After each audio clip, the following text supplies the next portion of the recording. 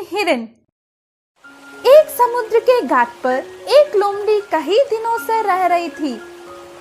वह सभी जगह घूमने पर भी उसे अच्छा खाना ना मिलकर बहुत दिन हो गए थे।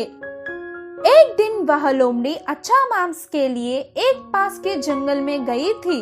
उस जंगल में वह बहुत घूमी थी। आखिरकार में लोमड़ी को एक हिरन मिला। उसे अपने होशियारी से भोजन बनाने के लिए सोचने लगी। इतने में ही वह हिरन लोमड़ी के पास आकर कहने लगी, दोस्त, मैं आपको कभी भी इस जंगल में नहीं देखी थी और तुम कहाँ रहते हो? ऐसे बेगुनाही से पूछी।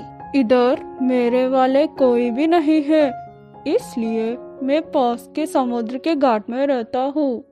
ऐसे लोमड़ी ने जवाब दिया। क्या? समुद्री घाट?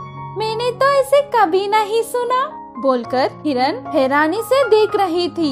मेरे सामने पूरा पानी ही पानी है। इतना पानी है कि समुद्र के उस पार भी नहीं दिखता। अगर तुम मेरे साथ आते हो तो समुद्र बताऊंगा। ऐसे लोमड़ी बोली। समुद्र कैसा दिखता होगा, यह सोचकर हिरन लोमड़ी के साथ चलने लगी। वह दोनों जंगल में चलने के बाद थोड़ी देर में समुद्र के पास पहुंच गए थे। समुद्र को पहली बार देखकर हिरन खुशी से उछलने लगी। उसी वक्त समुद्र की लहर उछलते हुए समुद्र के किनारे आने लगी। उस लहरों को दृश्य देखकर लोमड़ी, आओ लहरों आओ, मेरे दोस्त तुम्हें देखना चाहता है, उसे देखकर तुम वापस चले जाना। ऐसे लोमड़ी बोली। लहरें आकर चली गई। जैसे लोमड़ी ने कहा वैसे होने पर हिरन आश्चर्यचकित हो गया। लहरों, तुम ऐसे ही आते रहो, मैं और मेरा दोस्त तब तक बात करते रहेंगे। वैसे लोमड़ी हिरन से बात करने लगी। लहरें आने लगी और जाने लगी। लोमड़ी और हिरन बहुत देर तक बात करने लगे। थोड़ी देर बाद हिरन, तुम्हारे अधिकार में रहने वाले समुद्र को देखकर मुझे बहुत खुशी मिली। उसमें एक बार नहाने का मन हो रहा है, मैं जा सकती हूँ क्या?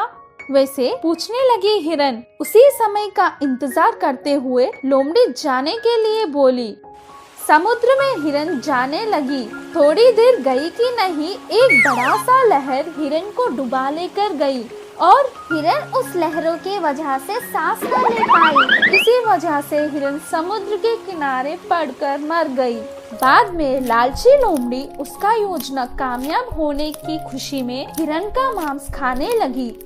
इस कहानी की सीख यह है कि दूसरों के बात में कितना सच है, यह जानकर उसके बाद आगे बढ़